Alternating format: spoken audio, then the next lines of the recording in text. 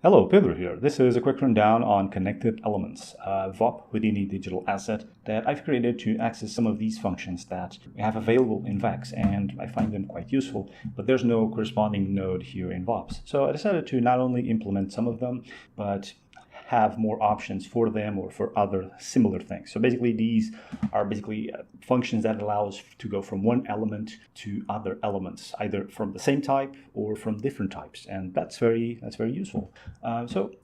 Let's look in some of those. So basically, let's just see the context. I have this sphere, and I'm running an attribute VOP on points, and I'm just running on the first point. So there's a bit more clarity when demoing the asset. So let's look at the main thing here is the connection type. So what type of connection am I dealing with? So in this case, I'm dealing with points, and I'm dealing with the neighbors of that point, or going from point to the surrounding primitives, or from a point to the vertices, from a primitive to points that make them, etc. So this is the type of connection, and you can choose the element that is being evaluated by using either the slider or leaving this at auto. Auto, what it does, it's basically is aware of the first element that is in here, so point, prim, and vert, and it's going to convert the current element number to ptnum, to primnum, or vtxnum. The same thing we have here with the port. So even though I'm running this on points, I can access the corresponding primitive number here. So it's basically the same as the ports there.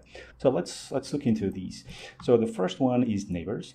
And so you can see that I'm using this snippet here to color the elements, the indices of the neighbors. So that's what comes out of this port called LMs. It's a list of the neighbor points, and that's being used to color them. And so this is what the neighbors function offers. So it's just like this, but I have two extra options here that I think they might be interesting. So the first one is a neighbor style. And so there's two ways. So all of these neighbors, they have two ways to go about them. And so in this case, for example, the neighbors are points that share an edge with a central point, this one. But if I choose the different neighbor style, I'll have all the points that share a primitive with this central point. So all these other ones are included. You'll notice that the gradient is a bit weird, and so that's why I have this option, which was a bit hard to come along with.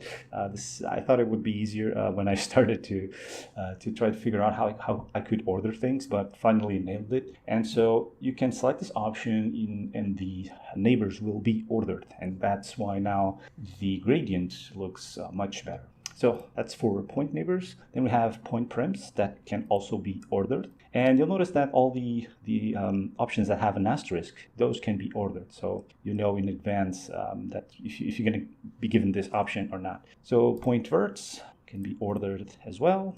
And then we have prim points. So here, basically, since I'm using the auto, this is basically giving me the same thing as the primnum. Just so you know, this overrides the auto. So if you have auto in here and you connect something there, the connection to the port is more important than the auto option.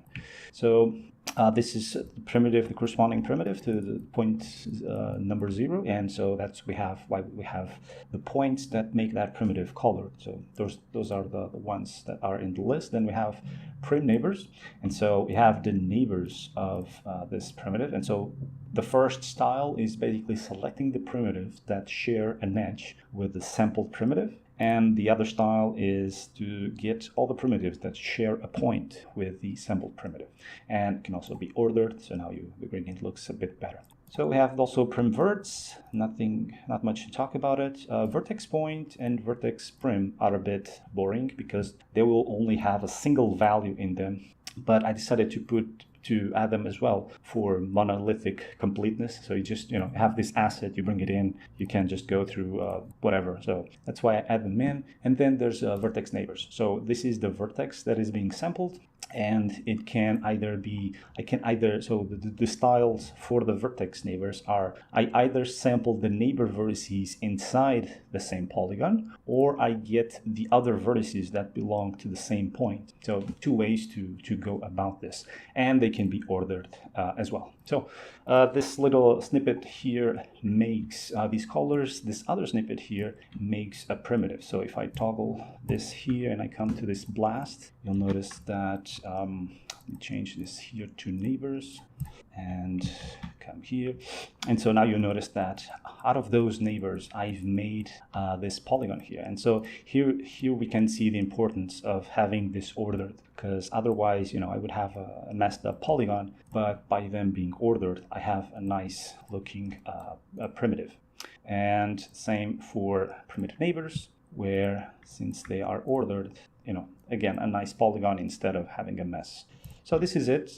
This is just basically a tool to access the surroundings of an element. And I hope you find it useful. Let me know if you have anything to add up. Cheers.